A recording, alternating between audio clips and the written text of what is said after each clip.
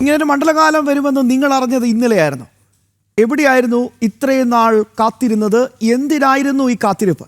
ശബരിമലയിലും സന്നിധാനത്തും നിലയ്ക്കലിലും മരക്കൂട്ടത്തും ശരംകുത്തിയിലുമൊക്കെ അടിസ്ഥാന സൗകര്യം ഒരുക്കാൻ പോലും സാധിക്കാത്ത അത്ര ദുർബലമായോ നമ്മുടെ സംവിധാനങ്ങൾ? ഈ ചോദ്യങ്ങളാണ് പ്രധാനമായി ഞങ്ങൾക്ക് സർക്കാരിനോടും ദേവസ്വം ബോർഡിനോടും ചോദിക്കാനുള്ളത്. ശബരിമലയിലെ ഭക്തജന തിരക്ക് നിയന്ത്രിക്കാനായി സ്പോട്ട് ബുക്കിംഗ് 20,000-ആയി നിജപ്പെടുത്താനാണ് ഇപ്പോൾ ദേവസ്വം ബോർഡിന്റെ തീരുമാനം. കൂടുതലായി ദർശനത്തിനെത്തുന്ന ഭക്തർക്ക് തൊട്ടടുത്ത ദിവസം ദർശന സൗകര്യം നൽകുമെന്ന് പറയുന്നു. നിലയ്ക്കലിൽ പുതുതായി 7 സ്പോട്ട് ബുക്കിംഗ് കേന്ദ്രങ്ങൾ കൂടി ആരംഭിക്കും. സന്നിധാനത്തെ ക്യൂ കോംപ്ലക്സുകൾ പ്രയോജനപ്പെടുത്തി തിരക്ക് നിയന്ത്രിക്കാനും നിർദ്ദേശം നൽകിയിട്ടുണ്ട്. 18-ാം പടി കയറ്റുന്ന തീർത്ഥാടകരുടെ എണ്ണവും ഉയർത്തും.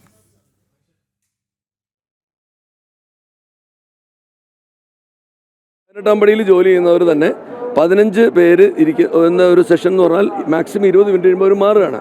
അവർ മാറാൻ വേണ്ടി തന്നെ നമുക്ക് 2-3 മിനിറ്റ് സമയം വേണം കയറാനും ഇറങ്ങാനും. അത് നിങ്ങൾ കാണുന്നതാണ്. അപ്പം ഒന്ന് വലിച്ച് വോമായി വരുമ്പോഴാണ് കറക്റ്റ് മാക്സിമം ഔട്ട്പുട്ട് നമ്മൾ അവിടുന്ന് കിട്ടുന്നത്. അങ്ങനെ ചെയ്തുകൊണ്ടിരിക്കുമ്പോൾ നമുക്ക് അതിനിടയിൽ എന്താ പറയുക, വയ്യാത്തവരാരെങ്കിലും വരും, പ്രായമുള്ളവർ വരും, കുഞ്ഞുങ്ങൾ വരും. അപ്പോൾ ആ കൺസൾട്ടേഷൻ അവർക്ക് കൊടുത്തേ പറ്റുള്ളൂ. അപ്പം ഇങ്ങനെ വരുമ്പോൾ നമുക്ക് ഉദ്ദേശിച്ച ടാർഗറ്റായ 86-85 എന്ന് പറയുന്ന ആ ഫിഗറിലേക്ക് നമുക്ക് കേവലം ഇന്ന് വെളുപ്പിനെ കുറച്ച് നേരമേ എത്താൻ പറ്റിയിട്ടുള്ളൂ. കൂടുതലാക്കാനായിട്ട് നമ്മൾ ചെയ്തുകൊണ്ടിരിക്കുകയാണ്. ഇപ്പോൾ 60-70 എത്തിയിട്ടുണ്ട്. ഇനിയും കൂടും. യെസ്, നമുക്ക് വിശദമായി തന്നെ ഈ വാർത്തയിലേക്ക് പരിശോധിക്കേണ്ടി വരും. അരുൺ കൊടുങ്ങൂർ തത്സമയം ചേരുന്നുണ്ട്. ചോദ്യം ഇത്രയേ ഉള്ളൂ അരുൺ. സ്വാഭാവികമായിട്ടും ഇതിൽ 2 പ്രധാനപ്പെട്ട കാര്യങ്ങളാണ് നമുക്ക് വ്യക്തത വരുത്തേണ്ടത്. മിഥുനും കൂടെ ഉണ്ടെന്നാണ് ഞാൻ മനസ്സിലാക്കുന്നത്. അരുൺ, ഈ പറയുന്ന കാര്യങ്ങളൊക്കെ ഇതൊക്കെ നേരത്തെ ആവായിരുന്നല്ലോ. ഇത്രയും വലിയ ഭക്തജന പ്രവാഹം ശബരിമലയിലേക്ക് സന്നിധാനത്തേക്ക് ഉണ്ടാകുമെന്ന് മനസ്സിലാക്കാൻ പോലും പറ്റിയില്ല എന്ന് പറഞ്ഞാൽ അത് കയ്യിലിരിക്കട്ടെ.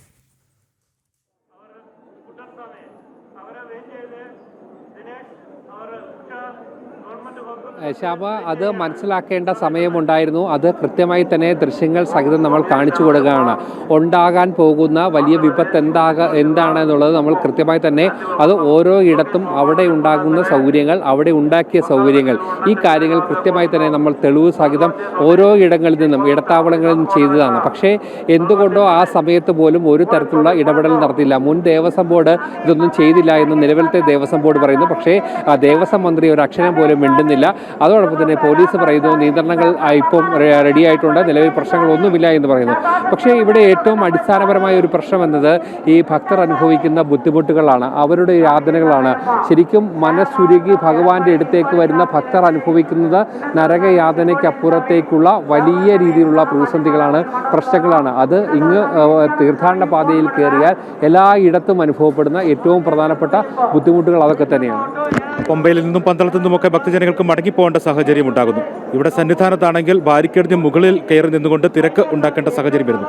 മണിക്കൂറുകൾ കാത്തു നിൽക്കേണ്ട അവസ്ഥ. 12-16 മണിക്കൂർ. അതായത് ഇന്നലെ പമ്പയിൽ നിന്ന് കയറി ഭക്തജനങ്ങൾ ഇന്ന് വൈകിട്ടായിട്ടും സന്നിധാനത്ത് എത്തിയില്ല എന്ന് പറയുമ്പോൾ നമുക്ക് എന്താണ് അതിൽ നിന്ന് മനസ്സിലാക്കാൻ കഴിയുന്നത്? എന്തും മോശമായിട്ട് പരിതാപകരമായിട്ടുള്ള അവസ്ഥയിലൂടെയാണ് ഈ തീർത്ഥാടന കാലം കൊണ്ടുപോകുന്നത് തിരുവിതാംകൂർ ദേവസ്വം ബോർഡും സർക്കാരും. ക്രൗഡ് മാനേജ്മെന്റ് സിസ്റ്റം അമ്പേ പാളി എന്നുള്ളത് ആദ്യ ദിവസം തന്നെ മനസ്സിലായതാണ്. അത് ദേവസ്വം ബോർഡ് പ്രസിഡന്റ് അംഗീകരിക്കുകയും ചെയ്യുന്നു, തെറ്റേറ്റു പറയുന്നു. ക്രൗഡ് മാനേജ്മെന്റ് ദിവസം നമ്മൾ പറഞ്ഞപ്പോൾ അത് അംഗീകരിച്ചില്ല. അത് കൃത്യമായി തന്നെ ഞങ്ങൾ കൊണ്ടുപോയിക്കോളാം. അത് ആ കൃത്യ ദിവസം തന്നെ നമ്മൾ പറഞ്ഞിരുന്നു. വലിയ രീതിയിലുള്ള പ്രശ്നങ്ങളുണ്ട്, ഭക്തർക്ക് ഈ വെള്ളം കിട്ടുന്നില്ല, അതോടൊപ്പം തന്നെ മറ്റടിസ്ഥാന സൗകര്യം. ആ സമയത്തൊന്നും തന്നെ ഒരു തരത്തിലുള്ള ഇടപെടലും നടത്തിയില്ല. പക്ഷേ കാര്യങ്ങൾ കൈവിട്ട് പോയപ്പോൾ മാത്രം ഒരു കുറ്റസമ്മതം നടത്തേണ്ടി വന്നു അല്ലേ? ആദ്യ ദിവസം നമ്മൾ ഇവിടുത്തെ അടിസ്ഥാന സൗകര്യ പ്രശ്നങ്ങൾ ചൂണ്ടിക്കാട്ടിയതാണ്. വെള്ളമില്ല, വെളിച്ചമില്ല, കുടിവെള്ളമില്ല. കുടിവെള്ളം കിട്ടാൻ വേണ്ടി ഭക്തജനങ്ങൾക്ക് അലഞ്ഞു തിരിഞ്ഞ് നടക്കേണ്ടി വരുന്നു. മരക്കൂട്ടത്ത്, അപ്പാച്ചിമേട്ടിൽ, ശരംകുത്തിയിൽ, സന്നിധാനത്തിന്റെ വിവിധ മേഖലകളിൽ വെള്ളം എവിടെ കിട്ടും, കുടിക്കാൻ വെള്ളം എവിടെ കിട്ടുമെന്ന് സന്നിധാനത്ത് ഭക്തജനങ്ങൾക്ക് ചോദിച്ച് അലഞ്ഞു തിരിഞ്ഞ് നടക്കേണ്ട അവസ്ഥ. പ്രാഥമിക കൃത്യങ്ങൾ നിർവഹിക്കാനുള്ള സൗകര്യമില്ല. എന്തൊരവസ്ഥ! ഇത് കഴിഞ്ഞ മണ്ഡലകാലത്ത്, മുൻപുള്ള മണ്ഡലകാലത്ത്, എല്ലാ മണ്ഡലകാലത്തും ആവർത്തിക്കുന്ന പ്രശ്നങ്ങളാണ്. ഇതിൽ നിന്ന് വീഴ്ചയിൽ നിന്ന് പഠിക്കുന്നില്ല എന്ന് മാത്രമല്ല, അതിലും വലിയ വീഴ്ചയിലേക്ക് ഭക്തജനങ്ങളെ കൊണ്ട് തള്ളിയിടുന്നു. ഭക്തജനങ്ങൾക്ക് മുകളിൽ വലിയൊരു പ്രഹരം ഏൽപ്പിക്കുന്നു. എല്ലാ ഭക്തജനങ്ങളും ഇന്ന് നമ്മൾ പ്രതികരണം തേടിയ ആന്ധ്രയിൽ നിന്നും കർണാടകയിൽ നിന്നും തമിഴ്നാട്ടിൽ നിന്നും വന്നിരിക്കുന്ന ഭക്തജനങ്ങൾ പറയുകയാണ്, ഇനി ഞങ്ങൾ ശബരിമലയിലേക്കില്ല. എന്ത് വേദനയോടുകൂടിയാണ് അവർ പറയുന്നത്. ഇനി ഞങ്ങൾ വീട്ടിലിരുന്നു കൊണ്ട് അയ്യപ്പ സ്വാമിയെ ഭജിച്ചോളാം. ആദ്യ ദിവസം നമ്മളിത് പ്രതികരണം പുറത്തുവിട്ടതാണെന്ന് എന്ന് ഓർക്കണം. ആദ്യ ദിവസം നട തുറന്ന ആദ്യ ദിവസം ഒരു ആന്ധ്രയിൽ നിന്നുള്ള ഭക്തൻ നമ്മളോട് പറഞ്ഞതാണ്, ജനം ടിവിയോടാണ് പറഞ്ഞത്, ഇനി ഞാൻ വീട്ടിലിരുന്നു കൊണ്ട് അയ്യപ്പസ്വാമി ഭജിച്ചോളാം. എത്ര വേദനയോട് കൂടിയാണ് അദ്ദേഹം പറഞ്ഞത്. ഇന്ന് അതേ പ്രതികരണം നമുക്ക് തമിഴ്നാട്ടിൽ നിന്നുള്ള ഭക്തർ നമ്മളോട് പറഞ്ഞു, ഇനിയില്ല എന്നുള്ളത്. എന്തായാലും ശ്യാമ, ആ പ്രതികരണങ്ങൾ തന്നെയാണ് നമ്മൾ പറയുന്നതിനപ്പുറത്തേക്ക് ആ പ്രതികരണങ്ങൾ തന്നെയാണ് നമുക്ക് കേൾക്കേണ്ടി വരേണ്ടത്. എന്തായാലും നിലവിൽ ഈ സ്പോട്ട് ബുക്കിംഗ് 20,000 നിജപ്പെടുത്തും. ശരി, ആയിക്കോട്ടെ. ദർശനത്തിനായി കൂടുതലായി ദർശനത്തിനെത്തുന്ന ഭക്തർക്ക് തൊട്ടടുത്ത ദിവസം ദർശന സൗകര്യം ഒരുക്കും. ഇതൊക്കെ എങ്ങനെയാണ് പ്രാവർത്തികമാക്കാൻ ഉദ്ദേശം? അതോ ചുമ്മാ ഒരു പ്രസ്താവനയിൽ ഒതുക്കാനുള്ള പരിപാടിയാണോ?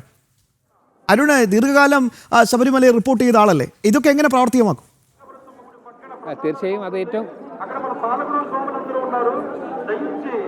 തീർച്ചയായും ഇനി അനുഭവിക്കാൻ പോകുന്നത്, ഇപ്പോൾ നിലവിൽ ശബരിമലയാണ് ഈ തിരക്ക് ഉണ്ടായി ഇത്ര വലിയ ഒരു പ്രശ്നങ്ങൾ ഉണ്ടായത്. ആ തിരക്കും അതുപോലുള്ള പ്രശ്നങ്ങളും അത് പമ്പയിലേക്കും അതോടൊപ്പം തന്നെ നിലയ്ക്കലേക്കുമാക്കും. ഇപ്പോൾ തന്നെ പമ്പയിലും നിലയ്ക്കലുമൊക്കെ തന്നെ വലിയ രീതിയിലുള്ള പ്രശ്നങ്ങൾ, പ്രതിസന്ധികളൊക്കെ തന്നെ നടന്നു വരുന്ന ഒരു സാഹചര്യമുണ്ട്. ഈ പ്രശ്നങ്ങൾ നേരെ അവിടേക്ക് മാറും. പക്ഷേ അവിടെ ഈ പ്രശ്നങ്ങൾ പരിഹരിക്കണമെങ്കിൽ അവിടെ നിലയ്ക്കൽ കൃത്യമായ രീതിയിലുള്ള അടിസ്ഥാന സൗകര്യങ്ങൾ വേണം. അവർക്ക് കൃത്യമായി ഭക്ഷണം ലഭിക്കുന്ന സാഹചര്യം ഉണ്ടാകണം, കൃത്യമായി വെള്ളം ലഭിക്കുന്ന ഒരു സാഹചര്യം ഉണ്ടാകണം. മതിയായ സൗകര്യം അവിടെ കൊടുത്തിരുന്നെങ്കിൽ ഈ തീരുമാനം പ്രായോഗിക തലത്തിൽ നടപ്പാക്കരുത്. പക്ഷെ ഒന്നും ചെയ്യാതെ ഇവിടെ വന്നുകൊണ്ട് കൃത്യമായി തന്നെ ഒരു പ്രസ്താവനയ്ക്കപ്പുറത്തേക്ക് എന്ത് നടപടിയാകുമുണ്ട്. വലിയൊരു ആശങ്കപ്പെടുത്തുന്ന മറ്റൊരു കാര്യം കൂടിയുണ്ട്. ഇന്ന് ADGP ശ്രീജിത്ത് സംസാരിച്ചപ്പോൾ പറഞ്ഞൊരു കാര്യം നമ്മൾ ചോദിച്ചു, അടിയന്തരമായി ഈ തിരക്ക് നിയന്ത്രിക്കാൻ വേണ്ടി എന്താണ് ചെയ്യാൻ പോകുന്നത്? അദ്ദേഹം പറയുന്നത് നിലയ്ക്കൽ ഭക്തജനങ്ങളെ തടയും, അപ്പോൾ പമ്പയിൽ തടയേണ്ടി വരും, എരുമേലിയിൽ തടയേണ്ടി വരും, പത്തനംതിട്ടയിൽ തടയേണ്ടി വരും. ഇവിടെയെല്ലാം മണിക്കൂറുകൾ ഇനി അടുത്ത ദിവസങ്ങളിൽ അല്ലെങ്കിൽ വരും മണിക്കൂറുകളിൽ ഭക്തജനങ്ങൾക്ക് കാത്തു നിൽക്കേണ്ട സാഹചര്യം വരും. അപ്പോൾ സന്നിധാനത്തെ തിരക്ക് നിയന്ത്രിക്കാൻ വേണ്ടി ശരണപാതകളിലെല്ലാം വലിയ തിരക്ക് അല്ലെങ്കിൽ ഭക്തജനങ്ങൾക്ക് മണിക്കൂറുകളോളം കാത്തു നിൽക്കേണ്ട ഒരു സ്ഥിതിവിശേഷത്തിലേക്ക് കാര്യങ്ങൾ പോകുന്നു. പക്ഷേ അതല്ലായിരുന്നു വേണ്ടിയിരുന്നത്. സന്നിധാനത്തെ തിരക്ക് അല്ലെങ്കിൽ സന്നിധാനത്തെ നടപ്പന്തലിൽ ഇത്ര കൃത്യസമയം ഭക്തജനങ്ങളെ കാത്തു നിൽക്കേണ്ട സാഹചര്യം ഉണ്ടാകുന്നു. 18-ാം പടി കൃത്യമായി 80-90 ഭക്തജനങ്ങളെ കയറ്റിവിടാനുള്ള സജ്ജീകരണം ആദ്യം ഒരുക്കണം. നിലയ്ക്കലും പമ്പയിലും ഇത്ര മണിക്കൂർ മാത്രം, 4 മണിക്കൂറിൽ കൂടുതൽ ഭക്തജനങ്ങൾക്ക് കാത്തു നിൽക്കേണ്ട സാഹചര്യം ഉണ്ടാകരുത്. ഇതൊക്കെ നേരത്തെ മുൻകൂട്ടി പോലീസും തിരുവിതാംകൂർ ദേവസ്വം ബോർഡും സംസ്ഥാന സർക്കാരും ആസൂത്രണം ചെയ്യേണ്ടതായിരുന്നു, അത് പ്രാവർത്തികമാക്കേണ്ടതായിരുന്നു. എല്ലാം പാളിപ്പോയപ്പോൾ ഇപ്പോൾ പോലീസ് ഉന്നതാധികാരി പറയുന്നത് ഞങ്ങൾ നിലയ്ക്കൽ ഭക്തജനങ്ങളെ തടയാൻ പോവുകയാണെന്നും. ഇതൊക്കെ എങ്ങനെ പ്രായോഗികമായിട്ട് ചിന്തിച്ചെടുക്കാൻ പറ്റും? ഇത് തിരക്ക് നിയന്ത്രണത്തിൽ എങ്ങനെ പ്രായോഗികത വരുത്തും എന്നുള്ളതാണ് ശ്യാം നേരത്തെ ചോദിച്ചതുപോലെ നമുക്കും അറിയാൻ പറ്റുന്നില്ല. ഇതിന് ഉത്തരം കിട്ടുന്നില്ല. ഇതെങ്ങനെയാണ് ഇനി പ്രാവർത്തികമാക്കാൻ പോകുന്നത് എന്നുള്ള കാര്യം. അതുപോലെ തന്നെ 18-ാം പടിയിൽ പരിചയസമ്പന്നരല്ലാത്ത പോലീസ് ഉദ്യോഗസ്ഥരാണുള്ളത്. 40-നും 50-നും ഇടയിൽ ഭക്തജനങ്ങളെയാണ് ഇപ്പോൾ 18-ാം പടി കയറ്റി വിട്ടുകൊണ്ടിരിക്കുന്നത്. അത് 80-നും 90-നും മുകളിലേക്ക് അല്ലെങ്കിൽ 90-ന് അടുത്തേക്ക് എത്തിയാൽ മാത്രമേ ഉള്ളൂ താഴെ നടപ്പന്തൽ മുതലുള്ള ഭാഗങ്ങളിൽ തിരക്ക് നിയന്ത്രണ വിധേയമാക്കി നിലനിർത്താൻ സാധിക്കത്തുള്ളൂ. അപ്പോൾ ഈ പരിചയസമ്പന്നരായിട്ടുള്ള പോലീസ് ഉദ്യോഗസ്ഥർ എവിടെ?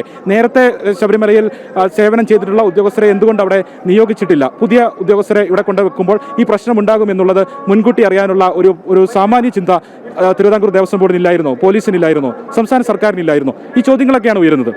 തീർച്ചയായും അത് തന്നെയാണ്. എന്തായാലും ഒരു കാര്യം മാത്രം ഉറപ്പാണ്, അരുൺ, അതോടൊപ്പം തന്നെ ഒരു ഭക്തൻ എന്ന നിലയ്ക്ക് ഞാനൊരു ചോദ്യം ചോദിക്കട്ടെ. ഇവർ ഇതുവരെയും ഇത് മുന്നൊരുക്കങ്ങളൊക്കെ ചർച്ച ചെയ്യേണ്ട ഒരു സമയമുണ്ടല്ലോ, ഇതൊക്കെ ചർച്ച ചെയ്യേണ്ട ഒരു പ്രധാനപ്പെട്ട പോയിന്റ് ഉണ്ടല്ലോ. ആ സമയത്ത് ഒരു ഭക്തൻ എന്ന നിലയിൽ മാത്രമാണ് ഈ ചോദ്യം ചോദിക്കുന്നത്. ആ സമയത്ത് ആ പണിയൊന്നും എടുത്തിട്ടില്ല എന്നല്ലേ നമ്മൾ മനസ്സിലാക്കേണ്ടത്? രണ്ടാമത്തെ കാര്യം, അന്ന് ഈ പറയുന്ന കാട്ടുകൊള്ള, സംഘടിത കൊള്ളയുടെ തെളിവ് നശിപ്പിക്കുകയും അതുമായി ബന്ധപ്പെട്ട് ഒതുക്കി തീർക്കാനൊക്കെയുള്ള ആ നെട്ടോട്ടത്തിലായപ്പോൾ ഇതൊക്കെ മറന്നുപോയോ എന്നൊരു ചോദ്യം കൂടിയുണ്ട്.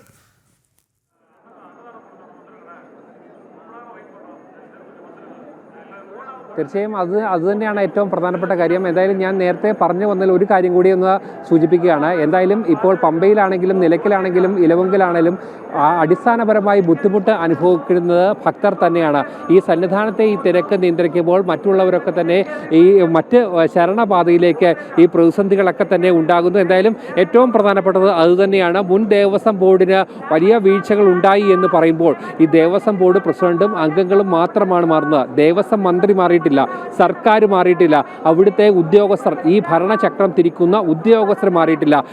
പക്ഷേ ഈ കാര്യങ്ങളൊക്കെ തന്നെ കൃത്യമായി തന്നെ ചെയ്യേണ്ടതാണ്. കേവലം ഓർഡറുകൾക്കപ്പുറത്തേക്ക്, കേവലം പ്രഖ്യാപനങ്ങൾക്കപ്പുറത്തേക്ക് കൃത്യമായ ഇടപെടൽ നടത്തിയെങ്കിൽ കൃത്യസമയത്ത് അവലോകന യോഗങ്ങൾ എത്ര ഇടത്താവളങ്ങളിലാണ്, പമ്പയിലും നിലയ്ക്കലും അടക്കമുള്ള എത്ര ഇടങ്ങളിലാണ് നേരത്തെ കൃത്യമായി തന്നെ അവലോകന യോഗങ്ങൾ നടത്തിയത്. പക്ഷേ പലതും പ്രഹസനമായിരുന്നു. പക്ഷേ അവിടെ ഉണ്ടാകുന്ന ബുദ്ധിമുട്ടുകളെങ്കിലും ഇവർക്ക് മനസ്സിലാക്കാൻ കഴിയുമായിരുന്നു. പക്ഷേ ഇവിടെയൊന്നും തന്നെ കൃത്യമായ അവലോകന യോഗങ്ങളൊന്നും നടത്തിയില്ല. അതിൻ്റെ ഫലം ഈ പാവപ്പെട്ട ഭക്തർ അനുഭവിക്കുന്നു. മണിക്കൂറുകൾ യാത്ര ചെയ്ത് സന്നിധാനത്തേക്ക് എത്തുന്നു, അന്യദേശങ്ങളിൽ നിന്നും സന്നിധാനത്തേക്ക് എത്തുന്നു.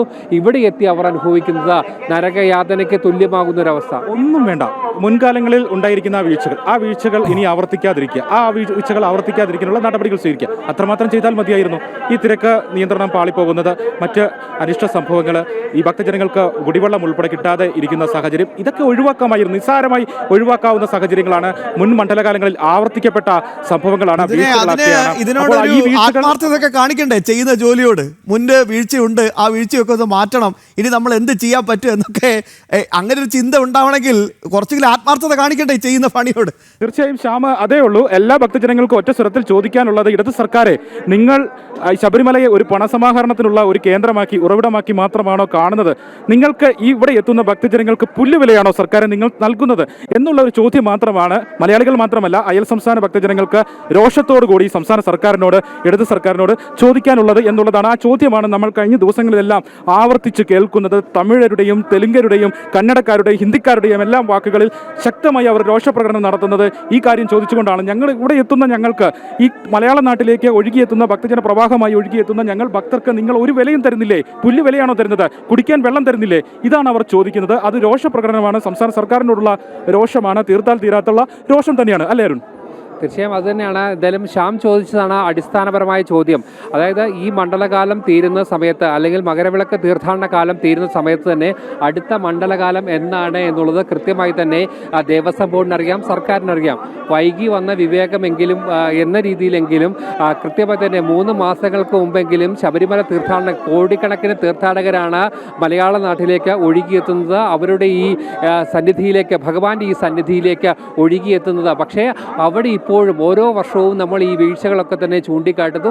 അപ്പോൾ അവർ പറയുന്നു ഇനി വീഴ്ചകൾ ആവർത്തിക്കാൻ, വീഴ്ചകളിൽ നിന്നും പാഠം പഠിച്ചുകൊണ്ട് മുന്നോട്ട് പോകും, ഈ വീഴ്ചകൾ കൃത്യമായി തന്നെ പരിഹരിക്കും എന്ന് പറയുകയല്ലാതെ ഓരോ വർഷവും ഓരോ മണ്ഡലകാലത്തും നമ്മൾ ഈ കാര്യങ്ങളൊക്കെ തന്നെ തുറന്നു പറയേണ്ടിയിരുന്നു. ഇതിനുശേഷം കൃത്യമായ ഒരു ഇടപെടൽ നടത്തുന്നു, പ്രശ്നങ്ങൾക്കൊക്കെ തന്നെ പരിഹാരം കാണുന്നു. എല്ലാ വിധത്തിലും നോക്കുമ്പോൾ ഭക്തർക്കുണ്ടാകുന്ന ബുദ്ധിമുട്ട്, ആ ബുദ്ധിമുട്ട് തന്നെയാണ്, അവരുടെ പ്രയാസം തന്നെയാണ് പറയുന്നത്. എത്രയോ ഭക്തരാണ് ഇനി ഈ മണ്ണിലേക്ക്, ഭഗവാന്റെ മുന്നിലേക്ക് ഇങ്ങനെ വരാൻ സാധിക്കില്ല എന്ന് നൊന്തു പറഞ്ഞുകൊണ്ട് മാലയിട്ട് നോമ്പ് നോറ്റ് ഇരുമുടിക്കെട്ടുമായി ഭഗവാൻ എന്നുള്ള ഒറ്റ വികാരത്തോടെ ഈ മണ്ണിലേക്ക് എത്തിയവരാണ്. അവരുടെയൊക്കെ ശാപവാക്കുകൾ നമ്മൾ കൂടി കേൾക്കേണ്ടി വരുന്നു. അതുതന്നെയാണ് ഈ തീർത്ഥാടന കാലത്തിൻ്റെ തുടക്കത്തിൽ തന്നെ കേൾക്കേണ്ടി വന്നത്. അതുതന്നെയാണ് ഭഗവാനും ഭക്തനും ഒന്നാകുന്ന ഈ സന്നിധിയിൽ നിന്ന് ഏറെ ഒരു നിമിഷം ഒന്ന് തുടരൂ അരുൺ.